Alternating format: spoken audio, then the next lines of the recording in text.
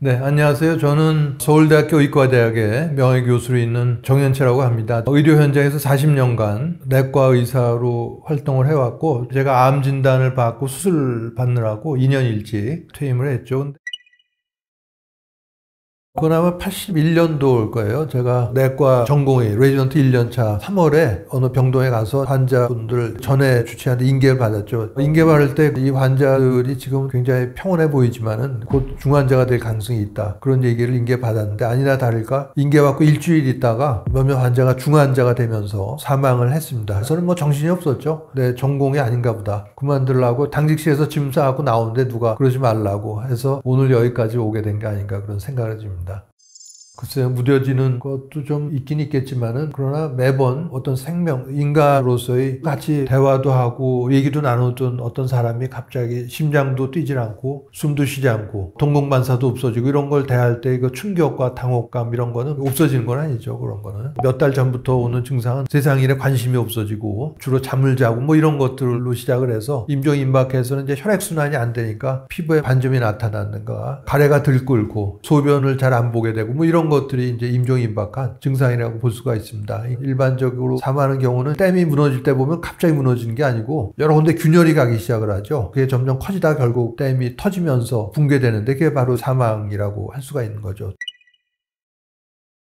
대부분의 현대인들이 그렇게 생각하는 것 같아요. 사람이라고 하는 건 수십 년간의 삶을 딱 한 번만 살고 어느 날 갑자기 연기처럼 사라져버리는, 자기의 존재와 존재의 모든 걸 받쳐주던 모든 근거가 다 소멸해버린다는 건 굉장히 큰 공포로 다가오니까 아마 그렇기 때문에 대부분 두려워하는 게 아닐까 그렇게 생각을 하게 됩니다. 예를 들어서 이제 심장이 멎으면은 한 10 내지 20초 후부터는 뇌파가 기록이 되지 않습니다. 뇌활동이 없는 거죠. 뇌활동이 없는데 보고 듣고 기억하고 이런 건 있을 수가 없다는 게 대부분 과학자 의사들의 생각인데, 2015년 9월이죠. 미국 애리조나 투싼에 국제적인 명망의 과학자들이 모여서 선언을 합니다. 의식의 독립선언, 의식은 불멸하다는 선언이라고 볼 수가 있는데, 그 과학자들은 그 모임의 목적도 얘기해요. 왜 우리가 모였는가, 우리가 죽을 때 무슨 일이 일어나는지를 좀 알아보고 이거를 죽어가는 환자들한테 좀 적용해서 품위 있는 죽음을 맞이할 수 있도록 하자, 이런 게 내용인데, 그 선언문이 2016년 엑스플로러라는 학술지를 찾아보면 다 확인해 볼 수가 있습니다. 그 11개 항목을 의역을 해서 한 문장을 요약하면 이렇게 되는데, 육체가 죽어도 의식은 지속된다. 이게 과학자들이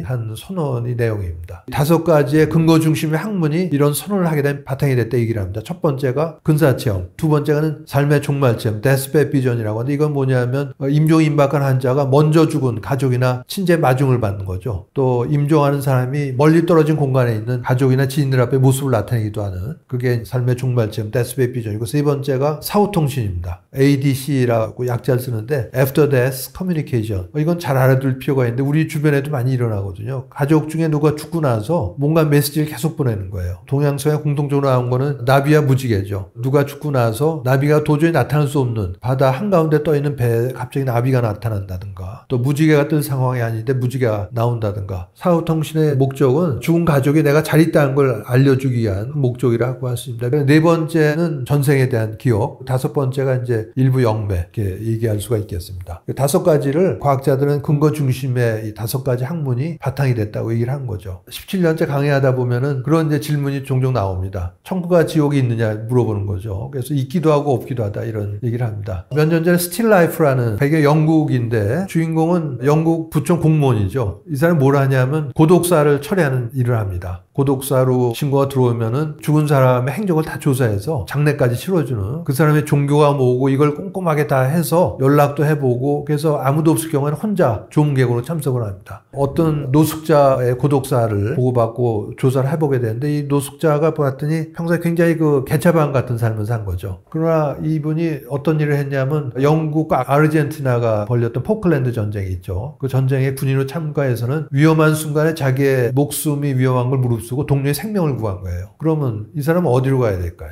개차반 같은 삶을 살았으니까 지옥으로 가는 게 나을지, 사람의 목숨을 구하는 살신성 있는 같은 행위를 했으니까 천국으로 가는 게 나을지. 그거는 이제 칼로 무를 자르듯 단칼로 사람의 행위를 구별할 수 있는 게 아니라 그 사람의 행위에 맞는 수많은 그런 스펙트럼이 있어서 그게 훨씬 합리적이죠. 그런 면에서는 또 천국과 지옥이 없는 게 아니라 또 있기도 하다. 그러나 둘로 딱 양분되는 그런 천국과 지옥이 아니라 일종의 유유상종의 법칙이 적용한다 이렇게 볼 수도 있고, 어떤 분은 도덕적인 특이 중력 이렇게 얘기도 합니다. 자기 끌리는 대로 간다는 거죠. 그게 자기의 성장 해온 정도에 따라서. 그래서 평소에 늘 남을 배려하고 사랑을 하고 친절함을 해왔던 영혼들은 어디 가는 게 아니라 자기들끼리 모여서 또 그걸 한다는 거죠. 그러나 늘 살아있을 때 남을 중상모략하고 사기를 치고 이랬던 영혼은 어디 가는 게 아니라 서로 모여서 서로끼리 그걸 한다는 거예요. 지옥이 다른 게 아니고 그게 지옥인 거죠. 옛날에 사후세계를 보여주는 우화가 사후세계는 길이가 2m가 넘는 젓가락으로 식사를 하는데 천국에서 웃음소리가 그치지 않는다는 거예요. 젓가락으로 음식을 집어서 상대방 입에 넣어주기 때문에 웃음소리가 그치지 않는데 지옥에서는 그 긴 젓가락으로 자기 입에 넣으려고 하니까 제대로 안 되니까 비명소리가 그치지 않고 아수라장이다. 그런 내용이 나는데 그런 게 펼쳐지는 거죠. 근사체험이라고 하는 건 영어로 Near Death Experience라고 하고 관련 논문도 찾아볼 수가 있는데 근사체험의 여러 요소 중에 하나가 바로 삶의 회고입니다. 파노라믹 라이프 리뷰인데 자신의 수십 년간의 삶이 파노라마처럼 펼쳐지게 되는 거죠. 그러면서 흥미로운 건 자기가 살아오면서 어떤 가해자로 남을 피해를 줬을 경우에는 그 피해자 입장이 다 돼본다는 거죠. 그러니까 평소에 가시도친 말을 많이 하고 놀부의 신부로 살면서 소위 말하는 갑질 이런 걸 많이 했던 사람일수록 그런 순간이 괴로운 순간이 될 수가 있습니다. 그런 내용은 믿거나 말거나에 나온 게 아니고 유명한 의학 학술지에도 연구한 논문들이 나오고 범위를 넓혀보면은 우리가 나중에 수명을 다해서 육신을 벗어날 때도 똑같이 그런 체험을 하게 됩니다. 자신의 삶을 전부 다 되돌아보게 되는 거죠. 죽음의 지대라는 책을 쓴 독일의 유명한 산악가죠. 라인홀트 메스너라는 에베레스트도 무산소 등정을 하기도 하고 이분이 굉장히 재미있는 조사를 했는데 뭘 했냐면 산을 오르다가 떨어져서 추락사고를 당한 그러나 죽지는 않은 살아남은 사람들을 인터뷰를 했더니 산 정상까지 갔다가 추락을 한 경우에는 아무것도 할 수 없다는 거 알고 딱 포기하는 순간 자신의 떨어지는 육체에서 빠져나와서 뭐 영혼이 되겠죠. 의식체라고도 할 수가 있고 떨어지는 자신의 육체를 바라본다는 거죠. 우리 주변에도 굉장히 많이 있습니다. 갑자기 차에 치여서 공중에 붕 떠올랐을 때 자기의 온 생애가 다 펼쳐지면서 되돌아보게 됐다. 수십 년간의 삶이지만 짧은 1분 시간에 중요한 사건들을 전부 되돌아보게 됐다는 거죠. 그래서 아까 근사체험뿐만이 아니라 우리가 뭐 언젠가 수명을 다해서 육신을 이제 벗어나게 되면은 수십 년간 삶에서 그런 것들 다 되돌아보게 되고 우리가 죽고 나서 이루어지는 일이라고 할 수가 있죠. 제가 늘 하는 강의가 이제 죽음은 소멸이 아닌 옹교감이다를 얘기를 하는데 그럼 어디로 옹교가는가에 대한 질문을 하는데 그걸 알아볼 수 있는 방법이 있어요. 그 네 가지 정도는 알 수가 있는데 하나는 이제 신비가들이죠. 제일 유명한 신비가는 스웨덴의 스베덴볼이라는 과학자로서 굉장히 많은 저술을 남긴 과학자인데 57살 때 어떤 빛을 보는 신비 체험을 하고 나서는 해오던 일을 다 그만두고 소파에 앉아서 체위이탈한 방법으로 사후세계를 드나들면서 굉장히 많은 저술을 남깁니다. 국제적으로 스베덴보리가 남긴 저술 연구는 학회도 있고 우리나라에도 스베덴보리는 학회가 있는데 그런 신비가 또 그때만 있는 게 아니라 20세기에 들어와서는 다스칼로스라고 하는 그리스 키프로스 지방에 신비가도 있고 그 덴마크의 마르티누스라는 신비가도 있습니다. 다 20세기의 인물들이죠. 그래서 그런 신비가들이 한 얘기. 두 번째는 일부 죽은 사람의 영혼과 소통할 수 있다고 알려진 영매. 세 번째는 일부 어린애들이 전생을 기억하기 시작을 합니다. 패스트 라이프라고 하는데 모든 애가 그런 건 아니고 일부 어린애들이 한 2살 무렵부터 자기가 이전에 이런 삶을 살았다는 걸 얘기를 하는 거죠. 그러다가 이제 7, 8살 무렵에 정점을 찍고 이제 사라지게 되는데 그런 자료를 가장 많이 갖고 있는 게 미국 버지니아 의대 인지과학연구소가 아마 3,000건 이상의 실제 조사된 사례를 갖고 있고 네 번째가 이제 최면을 통한 최면 퇴행술인데 보통 최면은 이제 정신과에서는 거슬러 올라가서 유아기 쪽에 정신적인 트라우마를 찾아낸다든가 이게 목적인데 일부는 유아기는 물론이고 이전의 삶까지 왔다 갔다 하면서 그런 데가 네 가지 정도로 쉽게 얘기하면 사후세계 작동 원리를 큰 윤곽을 우리가 충분히 알아볼 수가 있는 거죠.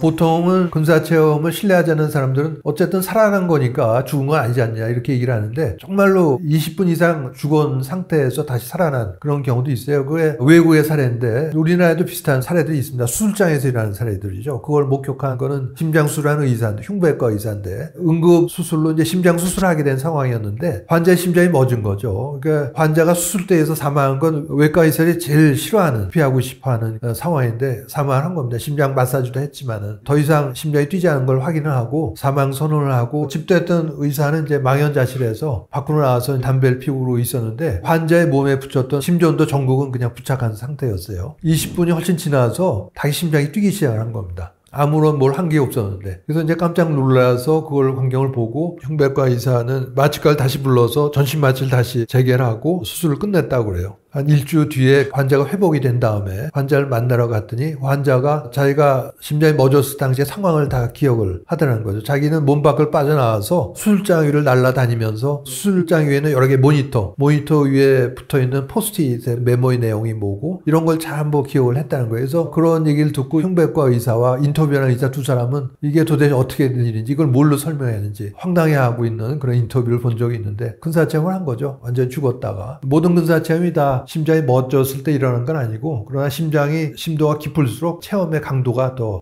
높아지는 걸로 나와 있긴 합니다.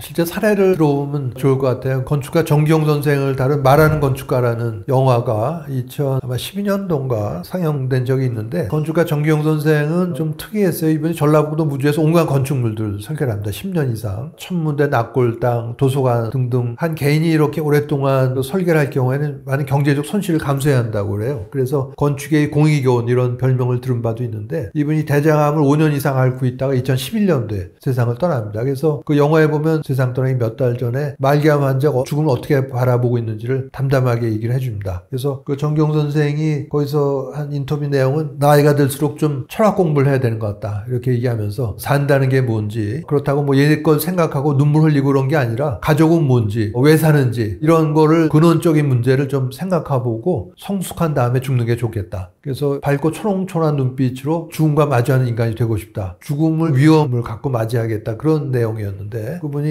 2011년 초에 세상을 떠나죠. 그러니까 말기암 환자로 거동을 못하니까 그분이 봄내음이 맞고 싶다면서 서울 아차산으로 소풍을 갔는데 본인은 뭐 침대에 누운 채로 이제 가족들하고 사무소 직원들하고 같이 간 자리에서 일행 중 한 명이 나와서 한 말씀 해보라고 그랬더니 이분이 남긴 마지막 말은 여러분 고맙습니다 했습니다. 하늘도 고맙고 나무도 고맙고 공기도 고맙고 바람도 고맙고 모두 고맙습니다가 이분이 남긴 마지막 말이었는데 그거 대조적인 게 남미의 어느 대통령이 거의 뭐 독재자로도 잘 알려졌던 임종환의 현장을 목격했던 경호원에 의해서 외신으로 기사가 난 적이 있어요. 이분이 남긴 마지막 말은 정경수 선생과 다르게 나 좀 죽지 않게 해줘. 나 좀 더 살고 싶어. 그걸 했다는 거예요. 두 분이 아주 대조가 되는 거죠. 죽음에 대한 준비를 했던 분하고 전혀 생각 없이 살았던 하고 죽음의 모습이 크게 차이 난다는 걸 알 수가 있는 거죠. 몇 년 전에 아주 평범한 80대 말기 전립선 암 환자분이 사전 장례식을 했다는 기사가 난 적이 있는데 자기가 죽고 나서 장례식은 의미가 없다면서 자기가 죽기 전에 지인들, 친척들, 친구들 미리 다 만나본 거죠. 만나보고 일종의 잔치처럼 지내고 삶을 마감한 그런 경우가 있어요. 그런 것들이 다 어떻게 죽을 것인가를 생각해 볼 때 전부 가능한 일이죠. 죽음에 대한 인식은 죽음이 괴롭고 고통스럽고 끔찍하고 이런 게 아니라 삶의 마지막 단계이고 어떤 면에서는 마지막 성장의 기회라고도 볼 수가 있는 거죠. 그런 인식을 가지면서 메멘토 모리, 나도 언젠가 죽는다는 걸 자주 기억하고 이런 게 죽음관을 갖는 거라고 할 수가 있는데 그런 죽음관을 가능한 일찍 갖는 게 무엇보다 중요하다고 생각을 합니다. 제가 재직하면서 여러 지도 학생들이 있었는데 지도 학생들한테 늘 해주는 얘기도 죽음관을 일찍 갖도록 얘기를 해줬던 기억이 납니다.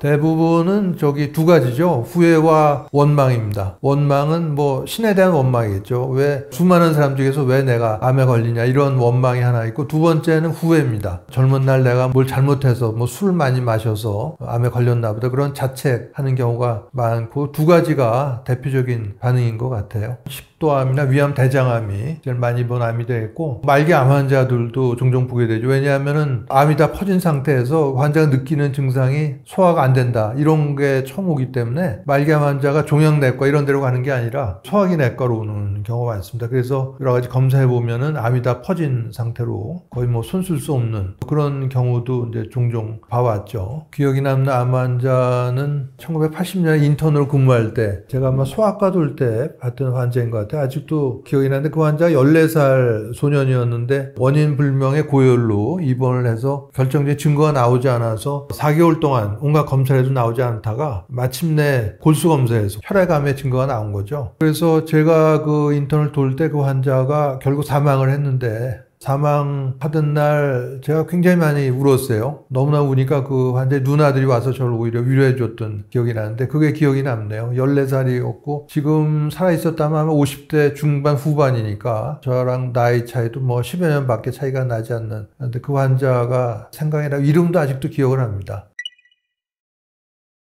저는 이제 방광암이고, 방광암의 증상으로 이제 혈뇨, 소변이 완전히 콜라색 같이 나오는 그런 경우였죠. 그래서 진단을 받기 전에 제가 이건 뭐 비뇨기계통의 암이겠구나 하는 걸 먼저 생각을 했고, 헛된 희망으로 혹시 염증이 심해서 이렇게 나오지 않을까 이런 희망도 갖고 있었지만, 그건 정말 헛된 희망으로 밝혀졌고, 결국은 방광암 진단을 받게 된 거죠. 의사들은 또 그런 게 있어요. 자기가 전공한 질환으로 죽게 된다는 그런 이제 징크스 같은 것도 있어서, 저도 물론 위암, 대장암 가능성도 생각을 해봤지만 제 경우에는 조금 다른 게 부모님 두 분이 급성 심장질환으로 돌아가셨습니다. 그런 경우에서 낳은 자식의 경우에는 훨씬 위험이 높아지죠. 그래서 저도 당연히 심장질환으로 가게 될 거다 이렇게 예상을 하고 있었는데 암 진단을 받게 돼서 좀 당황하긴 했었죠. 건강에 대한 관리를 안 해서 암에 걸린 건 아니고 그 나름대로 굉장히 열심히 이제 건강을 관리해 왔거든요. 20여 년 넘게 혈압과 이제 콜레스테롤에 대한 정상 범위로 유지하기 위해서 약을 먹고 또 체중도 한 14kg 이상 감량을 하고 또 수영을 한 10년가량 했어요. 누적 수영거리가 한 3,500km쯤 되니까 또 담배는 안 피질 않았고 또 술은 제가 좋아하지만 뭐 이렇게 알코올리즘은 아니고 가끔 즐기는 정도 했으니까 뭐 저는 할 만큼 했다고 생각을 하니까 암 진단 받기 전으로 돌아간다고 그래도 뭐 특별히 더 하거나 할 건 없는 거죠.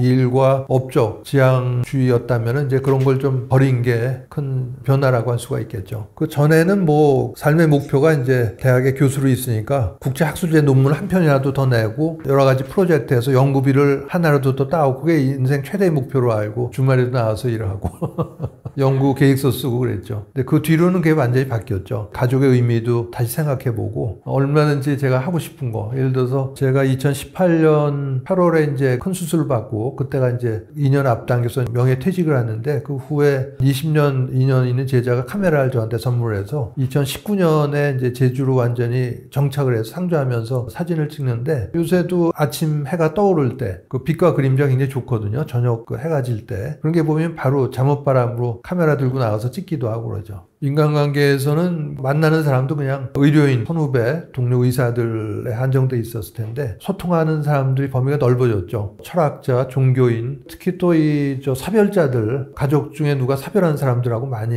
이제 소통을 하게 됐는데 딸, 아들을 불치병, 뇌종양 같은 걸로 떠나보낸 그 어머니, 30살 변호사 아들을 떠나보낸 어느 어머니라든가 굉장히 많죠. 그 사별은 사실은 뭐 누구나 다 하게 되는 거니까 우리 모두가 사실은 부모, 형제, 또 배우자, 자식하고 영원히 살 것처럼 살아가지만 사실은 어느 시점에 이르면은 먼저 떠나기도 하고 이제 떠나 보내기도 하면서 사별을 경험하게 되는데 그런 사별자들하고 훨씬 더 많이 소통을 하면서 얘기하게 되는 그런 범위가 훨씬 더 넓어진 거죠. 제일 중요한 거는 감사하는 태도인 것 같아요. 저는 매일 아침에 샤워를 하면서 이제 감사의 기도를 하는데 기도라고 하는 게 꼭 특정한 종교를 갖고 있어야 기도를 하는 건 아니니까 제가 두 눈으로 볼 수가 있고 또 두 귀로 들을 수가 있고 두 다리로 걷고 뛰어다니고 아침에 한 번씩 마음대로 수용할 수가 있고 뭐 이런 거에 대한 감사의 기도를 합니다. 또 제가 받았던 수술이 굉장히 큰 수술이어서 지금도 배꼽부터 회음부까지는 큰 칼자국이 나 있는데 방광하고 인접한 전립선 이런 걸 다 제거했죠. 그래서 불가피하게 이제 배뇨장애도 생기긴 했지만은 그럼에도 불구하고 또 거기에 대해서도 감사의 그 기도를 하는 거는 방광암 수술은 위암 대장암하고 달라서 위암 대장암 경우에는 암이 있는 부위만 잘라내고 또 연결을 해주면 되는데 이건 그게 아니고 방광을 들어온 다음에 방광 역할 뭔가를 해주는 게 있어야 되거든요. 그래서 그런 거를 이제 소장을 끝을 잘라서 방광처럼 둥글게 만들어서 이어붙이는 인공 방광 시술을 하게 되는데 그런 수술법이 생긴 한 30년밖에 안 됐어요. 그러니까 제가 한 40년 전에 수술 받았다면 지금 소변 주머니를 갖고 다녀야 되는 거죠. 그게 아닌 거에 대해서 굉장히 또 감사의 기도를 하고 수술 받고 나서 누구나 다 회복되는 건 아닙니다. 뭐 폐렴이라든가 예상치 못한 합병증이나 후유증으로 죽게 될 수 있는데 그런 거를 다 극복을 하고 죽게 되지 않았으니까 그거에 대한 감사의 기도를 또 하는 거죠. 그러니까 대부분 그런 얘기 나오면 머리로는 누구나 다 이해를 하지만은 그거를 그냥 머리로만 이해하려고 하면 안 되고 습관화하는 게 필요하죠. 매일 한 번이나 두 번씩 습관화 시켜서 매일매일 자기에게 확인시켜주는 작업 그걸 하는 게 저는 굉장히 중요하다고 봅니다. 뭐 암 환자 아니라도 마찬가지죠.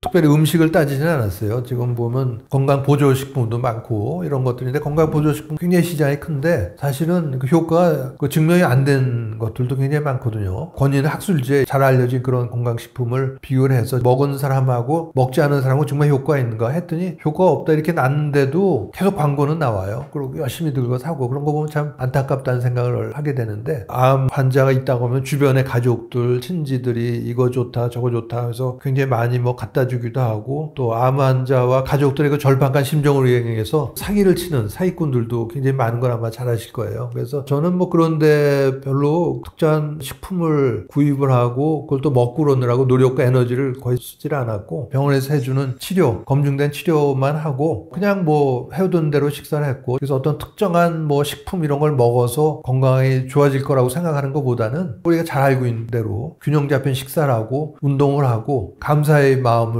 자주 갖고 매일 생활하고 이런 것들이 결국은 암에 걸리더라도 회복할 수 있게 해주는 원동력이 아닐까 저는 그렇게 생각을 하는 거죠. 제 경우에 항암 치료는 수술받기 전에 선항암이라고 하죠. 먼저 항암 치료를 해서 암의 사이즈를 줄인다든가 해서 이제 수술 받는 그런 걸 했기 때문에 수술 받기 전에 한 2사이클 정도 그런 항암 치료를 받을 기회가 있었습니다. 전신이 뭐 힘들죠. 여러 가지가. 항암제라는 게 몸에 이제 항암제가 발견된 역사가 2차 대전인가 보네요. 독가스 공격으로 죽은 군인들을 부검을 해봤더니 군인들의 골수가 다 망가진 걸 발견한 거죠. 그래서 과학자들이 아이디어를 내서 그러면은 골수에 생기는 암에다가 이 독가스의 구조식을 변경해서 하면 어떻겠는가 해서 나온 게 나이트로젠 머스타드라는 항암제가 최초로 나온 거죠. 워낙 독극물이 태생인 거죠. 그러니까 암세포뿐만이 아니라 정상세포도 이제 파괴라고 하니까 여러 가지 부작용, 뭐 머리가 빠지고 구토가 하고 그런 것들이 나온 건 어떻게 보면 필연적으로 생기는 일이라고 할 수밖에 없습니다. 요새는 뭐 표적 항암제나 면역 항암제들 좋은 약들이 나오면서 그런 부작용 들이 많이 줄어들긴 했지만 그런 게 아주 완전히 없어진 건 아니죠. 지금 뭐 치료는 특별히 하는 건 없습니다. 제가 5년 전에 큰 수술을 받고 그때 한 10시간 이상 걸릴 거라고 그랬는데 의외로 수술하신 외과 교수가 손 테크닉이 좋아서 5시간 만에 끝났는데 그리고 나서 방광을 드러냈을 때 암세포가 또 보이질 않아서 그 뒤로 추가로 치료한 건 없고 정기적으로 검사하고 5년이 얼마 전에 지났죠. 5년 지나면은 보통 완치라고 얘기를 하는데 그렇지는 않습니다. 6년, 7년 뒤에 재발하기도 하고 제 몸에도 지금 어딘가 암세포가 남아서 세력을 규합하고 있을 가능성도 있죠. 수술 직후는 아무래도 체력도 딸리고 하니까 제주에 19년부터 이제 완전히 정착을 하면서 살면서 여러 군데 곧자왈이 있습니다. 동백동산이라는 데를 한 바퀴 도는데 한 1시간 20분 정도 걸리는데 수술하고 2018년 8월 말에 했으니까 12월쯤 돌아갔더니 몸이 지쳐서 다 돌질 못했어요. 한 3분의 1 정도 돌았나. 그러나 지금은 뭐 거의 한 바퀴 다 돌죠. 한 바퀴 다 돌고 한 번 더 돌았으면 하는 정도가 됐으니까 뭐 거의 다 많이 회복이 됐다고 볼 수가 있는데 서서히 뭐 시간이 걸렸던 것 같아요. 그런 데는. 후회라기보다 조금 더 일찍 했으면 좋았겠다 하는 게 이제 바로 죽음에 대한 생각이죠. 저는 이제 먹고 살기도 바쁜데 왜 죽음 이런 걸 강의하고 다니냐 이런 소리를 듣지만은 그 나이 때가 제가 이제 40대 후반 50을 벌은 나이 때 비로소 그런 생각이 든 건데 그게 한 10년만 좀 더 빨랐다면은 제 삶 자체가 상당히 많이 달라지지 않았을까 그런 생각을 하게 되죠. 또 제 주변이나 가족들한테도 아마 더 좋은 영향을 줬을 거다 이렇게 생각을 하는데 나는 어떻게 죽음을 맞이할 건가를 사실은 건강할 때부터 생각을 해봐야 됩니다. 죽음이라고 하는 거는 누구나 다 맞이하게 되고 예측을 불허하죠. 언제 찾아올지 모르니까. 그러니까 사실은 병이 없을 때 건강할 때 그런 유언장을 쓴다든가 사전연명의료의향서 이런 걸 작성을 해봐야 되는데 건강할 때 그런 거 있게 되면 아주 싫어합니다. 재수없는 얘기한다고. 그러다가 어느 날 그 본인이 더 나가서 말기암 진단에도 받게 되면 그런 얘기를 못 꺼내는 거죠. 암 환자한테 유언장 얘기 꺼내면 나보고 지금 죽으란 얘기냐 이런 격한 반응이 들어오니까 정말 필요한 얘기를 주위에서 하지 못하게 됩니다. 그러니까 건강할 때 그런 걸 생각을 해보고 필연적으로 맞게 될 나의 죽음을 어떻게 맞이하고 어떻게 해나갈 건가 이런 거에 대한 생각을 자주 하고 하는 게 굉장히 중요하죠. 나이 많은 순대로 가는 게 아니니까 그렇게 생각을 합니다. 그게 전 제 일이라고 생각을 하는데요. 네.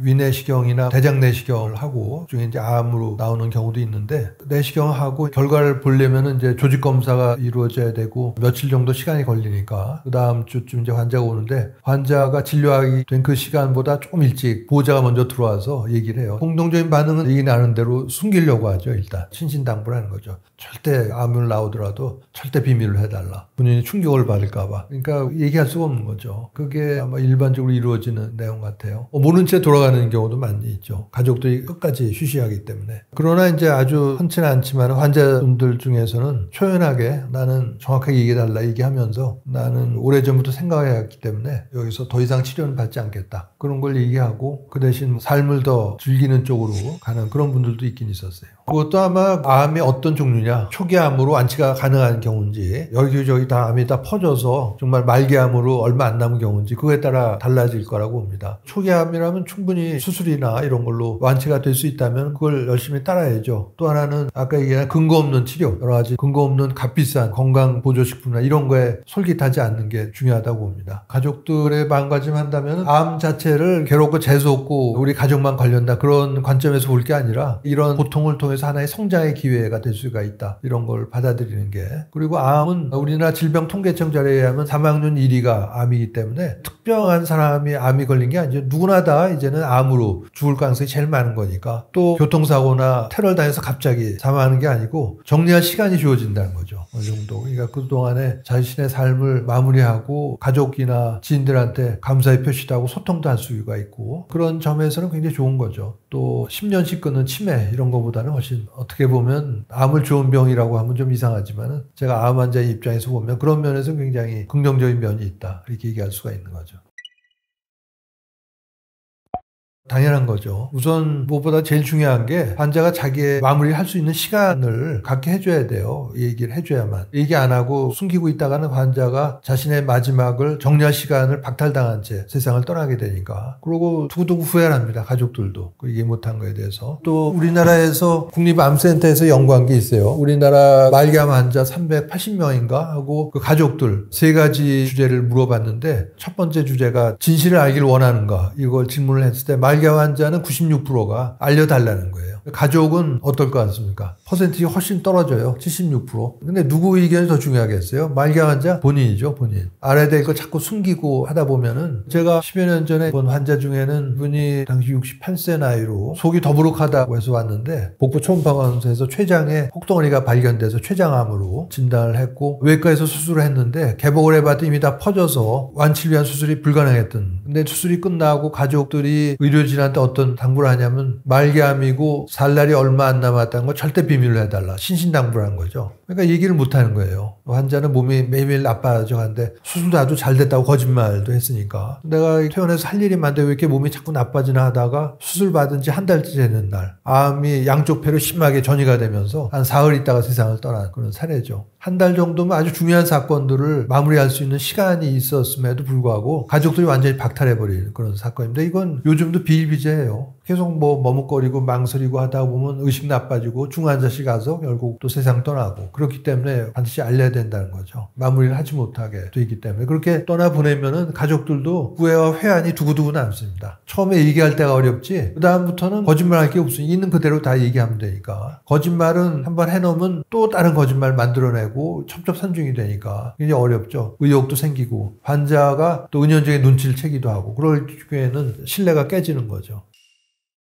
그거는 죽음을 알려야 되는데 쉬운 일이 아니죠. 본인이 평소에 죽음에 대한 준비를 하나도 안 해온 상태라면 굉장히 어려울 겁니다. 그러니까 그런 경우에도 희망을 버리지 말고 조금씩 단계를 높여가면서 알리는 그런 시도를 해봐야 될 거라고 생각합니다. 예를 들어서 안 좋은 내용이 있다 하면서 이제 조금씩 풀어가는 거죠. 단박에 말기암이고 살 날이 얼마 안 남았다 이렇게 얘기하는 거는 큰 충격을 받을 수 있으니까 나쁜 소식 전하기라는 항목에서 그런 게 나올 텐데 조금씩 강도를 높여가는 거죠. 오열하는 거죠. 엉엉 울고 오열하고 아무리 슬프더라도 몸을 떼굴떼굴 굴러가면서 오열한다든가 이런 거는 하지 말라는 거죠. 평화로운 죽음을 맞기 어렵기 때문에 평화로운 죽음을 맞으려면은 우선 임종을 앞둔 환자는 안심 메시지를 받아야 됩니다. 가족들한테. 죽어도 된다는. 두 번째는 우리 가족들이 당신이 떠나도 잘 지낼 수 있다. 엉엉 울고 오열하고 하면은 도저히 떠나기가 어려운 거죠. 제대로. 그리고 세 번째로는 근사체험 때 얘기했던 빛과의 만남. 빛을 보게 된다. 이런 안내 멘트를 먼저 해주는 것도 세상을 떠나는 환자에서 굉장히 바람직한 거기 때문에 그런 상황에서 엉엉 울고 뭐 이거 하는 건 좋지 않은 일이죠. 대부분 죽음을 미리 준비하고 있다가 평안한 죽음을 맞는 경우가 그렇게 많지는 않기 때문에 지금 기억나는 게 서강대학의 국사학을 전공했던 정두희 교수라고 계셨는데 그분은 제가 알고 지내면서 위암으로 수술도 받고 치료하다가 결국 서울 성모병원 하스피스에 입원을 하셨어요. 그래서 저는 병문안 가기 위해서 간 건데 그날이 마침 그분이 임종을 하게 된 상황이었습니다. 그래서 임종하는 모습을 다 보게 된 거죠. 그런데 정말 얼굴에 웃음도 띄고 보통은 이제 가래 끓는 소리 이런 것도 나기 마련 그런 것도 안 듣고 그런 상황에서 세상을 떠나는 모습을 볼 수가 있었어요. 그건 준비를 해온 거죠. 또 가족들한테 보내는 메시지, 주변 사람들한테 전하는 메시지 이런 것도 다 남긴 상태에서 세상을 떠나는 모습을 볼 수가 있었고 사망 시각은 제가 거기서 재서 의료진에게 알렸습니다. 의료진이 없었기 때문에 그 자리에. 또 한 분은 인천에서 정형외과 개업하셨던 홍성훈 선생이라는 분인데 개업을 했지만은 진료만 한 게 아니라 인도주의 실천의사협회 활동을 하고 굉장히 주변에서 많은 베푸는 삶을 살았던 분인데 건강검진을 했더니 위암이 다 퍼진 걸 알았어요. 그래서 친구한테 전화를 해서 내가 검진을 받았는데 지금 암이 간에 10군데 이상이 전이가 돼 있다. 그래서 항암 치료는 받지 않겠다. 그 자기 의사를 밝히고 그리고 이분이 사진도 했던 분인데 사진 전시회도 했어요. 진단 받고 나서. 그러니까 그걸 통해서 평소 알고 지냈던 분들 다 만난 거죠. 일종의 사전 장례식을. 그러고 진단받고 한 달째 되는 날 이분이 주무시다가 세상을 떠났는데 놀라운 거는 그분의 부인이 전하는 얘기입니다. 두드리는 느낌이 나서 봤더니 홍성훈 선생이 숨이 끊어졌고 그걸 자식들한테 알리고 이제 장례를 치렀다고 하는데 놀라운 건 이제 1년 뒤에 일종의 추모식 같은 걸 할 때 그 손주가 한 내용입니다. 그때 할아버지가 돌아가실 때 할아버지가 그 손주의 꿈속에 와서 할아비는 이제 간다 잘 지내라 라는 얘기를 했다는 거죠. 손주가 후회하는 거 그때 할아버지 보고 가시지 말라는 얘기를 했으면 좋았을 걸. 그게 후회된다는 거를 이제 가족들한테 알린 거죠. 그런 게 일종의 뭐 삶의 종말 체험 혹은 사후통신의 한 사례라고 볼 수가 있는데 그런 일들이 그분들도 다 뭐 죽음에 대한 준비를 다 하고 평화로운 죽음을 맞은 흔치 않은 그런 사례라고 할 수가 있습니다. 반면에 죽음이 임박한 상황에서 병문안 온 친동생한테 나한테 꼭 안도 얼마 갚아라 이런 얘기를 남기고 간 사람도 있긴 합니다.